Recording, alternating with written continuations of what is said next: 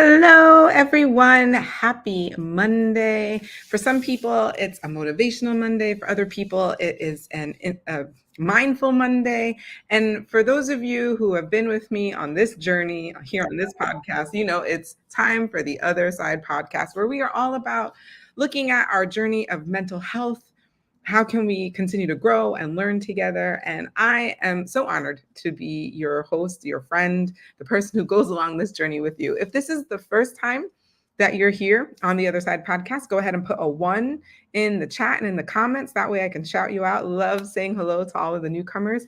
If this is not your first time, if you've been here before, if you're like, oh yeah, I'm here, this is going to be some good stuff, go ahead and put a 2 in the comments so that I can shout you out. I love to shout out everyone. Just make sure everyone feels welcomed. All are welcome here. And I normally have a topic and then we just kind of like go through it together based on things that I've researched, based on things that I've learned. And we do that all together. I've been having some really good topics lately. I think things that have really had people questioning themselves and thinking about what they can do.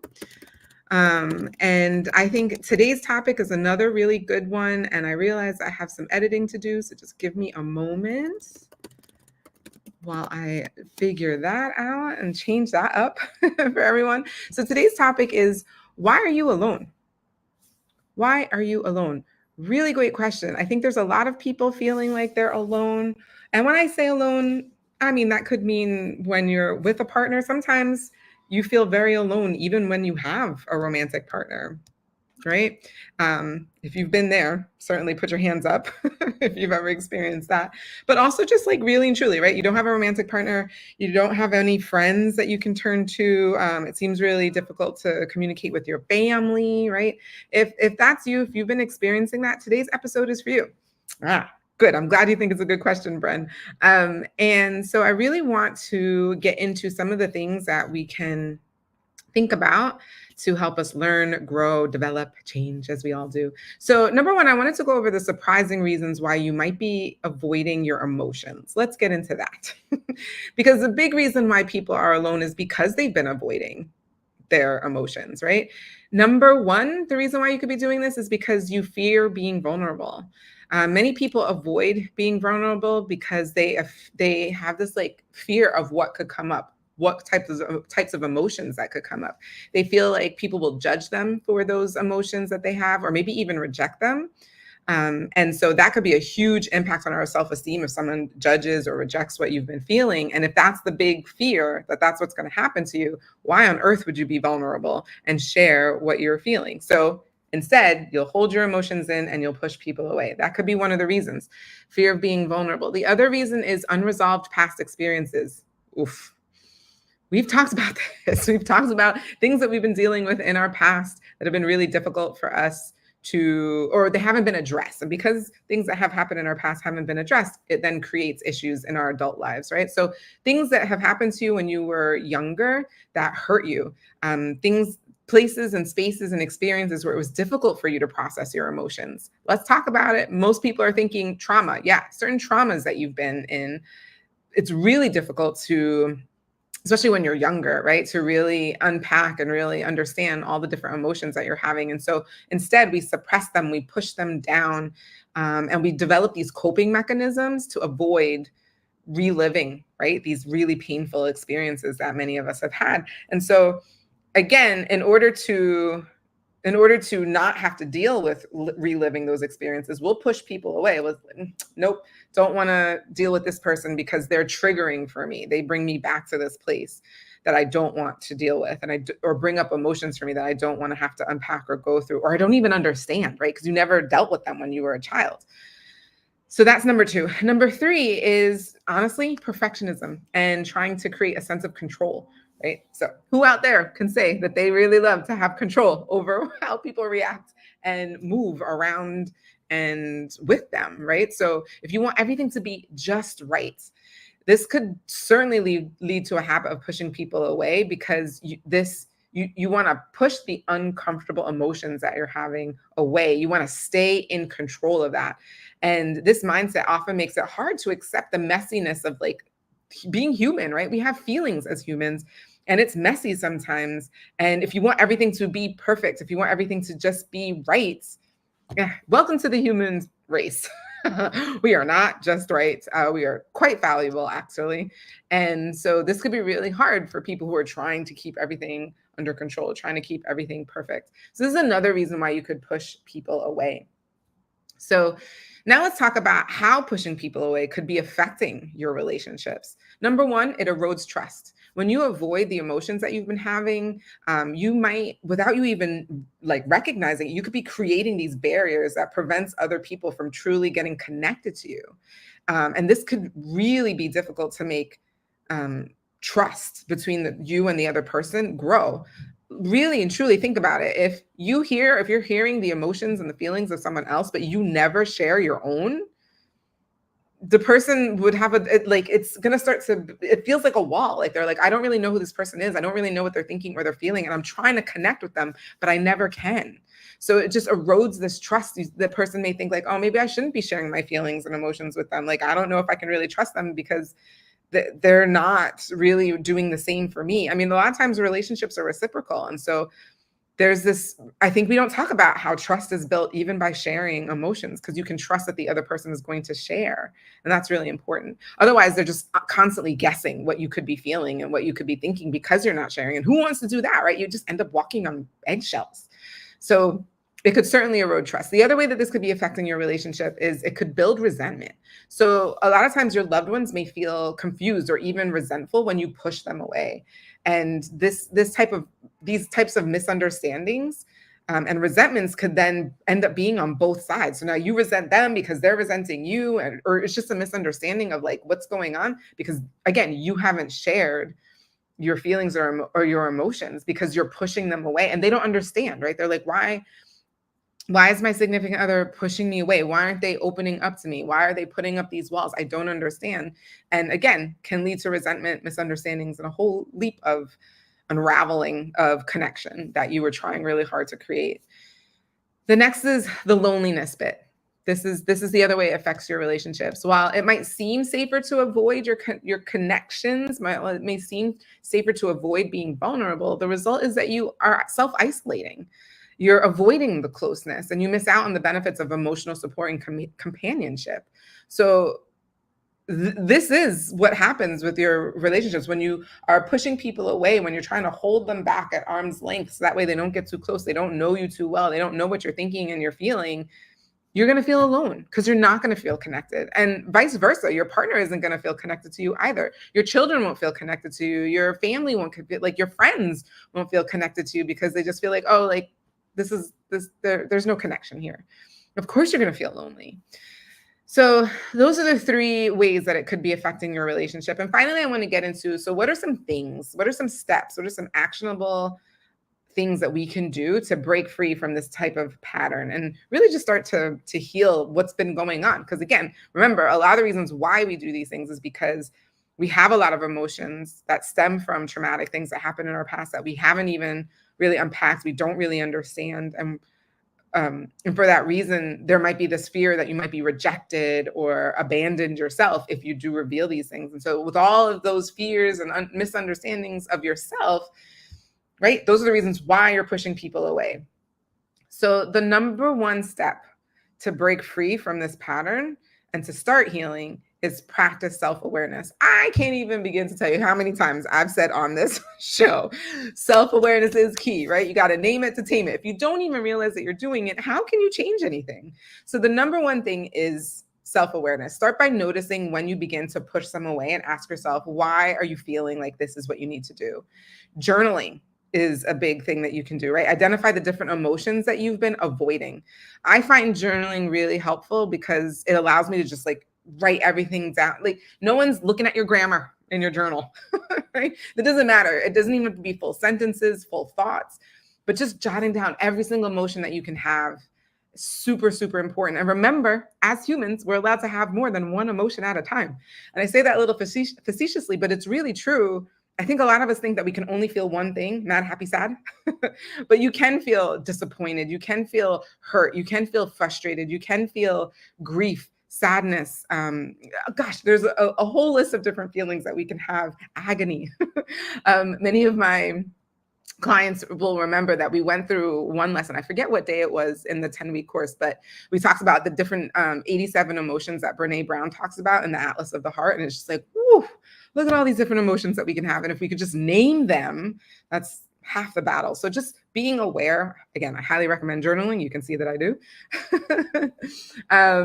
And also you can see that when you start to journal, you start to be more aware, then you can start to ask yourself, why are those feelings coming up for you during that point, or interaction with that person? Maybe it's something is triggering you and it's something about that. And you can think back to your past.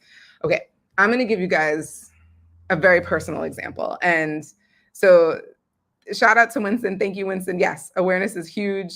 Journaling, Bren, you agree that that's a really big thing? Yes, I totally agree.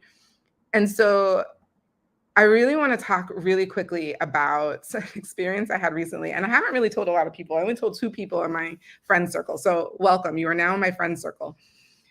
I was recently at a golf outing and it was a lovely day. The sun was out. And if you've ever been to a golf course, I mean, it's a lot of green grass, trees. It's beautiful. It's very peaceful. The birds are chirping. Everything's great.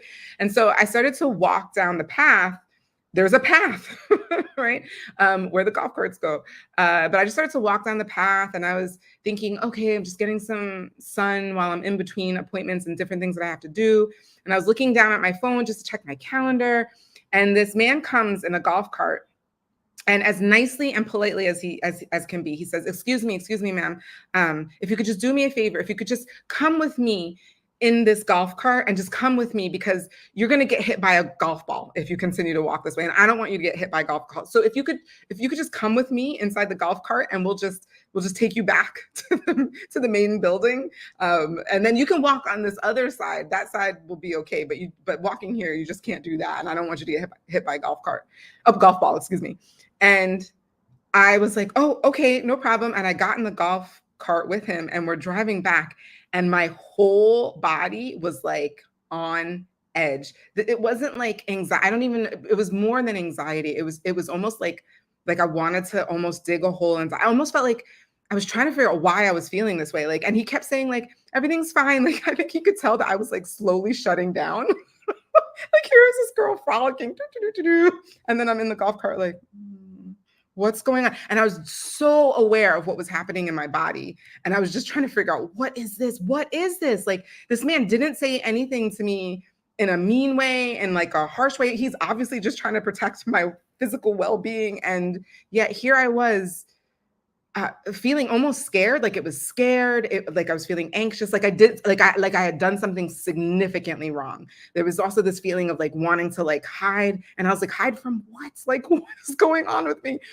And so I finally got out of the car and I walked to the other side where I was, okay to walk, and just like reeling from it. Cause I was like, man, what is going on? Is it something about the fact that it was a man who was doing this, who was saying this to me, and like, I don't know, authority or something to that effect? Like, what was going on in that whole thing? And I just don't know. And I wondered, like, how many people around me, friends, I'm single, so there's that. But like, if I had a boyfriend or a husband, like, would they think I'm weird for even having these thoughts? What if they were the ones that said something to me and all of a sudden I'm like unraveling and I'm trying to figure out what's going on with me? Would they be okay with me trying to figure it out while I'm processing, like, in the moment, what is happening with me? And then that like had me in a spiral, just kind of in a tizzy, like, I don't know. So here, friend, right? Friend. This is a true confession of something that recently happened to me, where I think I think that guy even felt, I mean, he's a stranger, but he even felt like something's going on, like, right? He could feel something, and maybe like me building up a wall, but it almost felt like me like trying to like make myself smaller in the moment. But it's having the awareness in the moment that something is going on. And I knew it had nothing to do with this man, nothing. But the way in which everything occurred, it triggered something in me that brought up things that I haven't truly finished unraveling, probably something from my childhood. I'm not going to lie to you. And what was that? I'm not really sure. Still have to figure that out. I'm still unpacking that myself. And but I think it's those moments. And thank you to my two friends. So shout out to Brittany and Sarita if you guys ever watch this. Thank you for listening to me when I when I called you guys and told you about this. Actually, Sarita, I saw you in person. But yeah, it was it was helpful to have somebody to talk to about this as I was trying to figure this out. So, look, if you've gone through something like this, where if you felt like your body was going through something that didn't really match your environment and you were aware enough to identify it, please let me know in the chat that I'm not the only one who like went through this experience. And it was just me trying to like catch up. And so I just want to say like that's normal. It's normal to go through that. Even I was trying, like I almost felt abnormal while having it, but I had to remind myself like you're okay, everything's fine, and it's normal. You're having a normal reaction to something that used to happen to you in the past, and you're just trying to figure it out. And it's not going to be pretty while you're trying to figure it out. It's going to look a little messy and unsure. Thank you, Brian. I'm not alone. That's really good to hear. So we were getting into ways that you can start to break free from the cycle and start to recognize the pattern and start to heal. And so practicing self-awareness, I just gave you guys a really big example of that. Communicate openly is the second thing. So instead of withdrawing, try sharing a bit about what's on your mind. I did that with my two friends. You don't have to share everything, just enough to let people know why you may need space or why you may be feeling reserved right now, why it may feel like you're pushing them away, but like maybe you just need a moment to kind of reflect and figure out what's going on for you. If you can say that openly to your friends, to your family, to your partner, there's that openness of communication that they're like, oh, okay, I can trust that when they're going through something, they're going to tell me about it. So I don't have to try and figure out what's going on and then start walking on eggshells and the whole thing. That's number two. Number three is seek support. I don't know how much I've talked about this, and I feel like I may not be talking about this enough, but I really want to normalize that the patterns, trying to break from these patterns can sometimes feel overwhelming, and you may need a professional to help walk you through this. And by a professional, I mean a therapist or a counselor, someone who's been trained to help you walk and navigate through these types of suppressed emotions and things that have come out that you didn't think were going to come out in the way that they did. So when you work with a professional, again, whether it's a therapist or a counselor, they can create strategies for you, create exercises for you to do, and helps to guide you towards building a healthier emotional connection to yourself and to others. So I apologize if I haven't said this enough. Please, please, please, it is okay to go ahead and make an appointment to see your therapist, seek support. I also want to give a shout out to a friend of mine. Her name is Ashley Major. She wrote a journal, and I'm actually going to be talking with her later. It's called Get to Know Yourself in 30 Days. You guys can pick that up. I'll make sure to put this in the description. I don't think I have it there now because I just thought of it in this moment, but it's a great way to journal and start to get to know yourself and your emotions and what you're thinking. So I highly recommend that. That's certainly a way that you can start to do tip number one. So just to recap, we've been talking a lot, or I've been talking a lot. You guys have been listening. Thank you for listening. And so I've got three things that we've gone over. Number one, we started talking about why you might be pushing people away. And those three reasons could include fear of being vulnerable.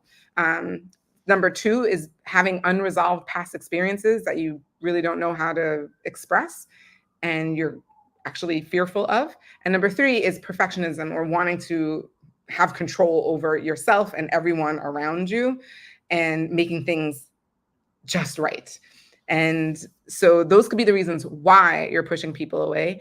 Now, the second thing that I wanted to talk to you guys about was how this could be affecting your relationships. And so number one, it erodes trust. People don't know what you're thinking and feeling, and so they can't trust you. It builds resentment. Now, that's number two. It builds resentment because there's misunderstandings. People are resenting the fact that you're pushing them away. And number three, it creates loneliness on both sides. And that is the opposite of what we want to do, right? It doesn't help to create the connection, actually breaks a lot of the connection. And the third thing that we talked about were the steps that we can take to break free of this pattern and to start healing. Number one, practicing self-awareness. Get you a journal. Number two, communicate openly. And number three, seek support whenever you can.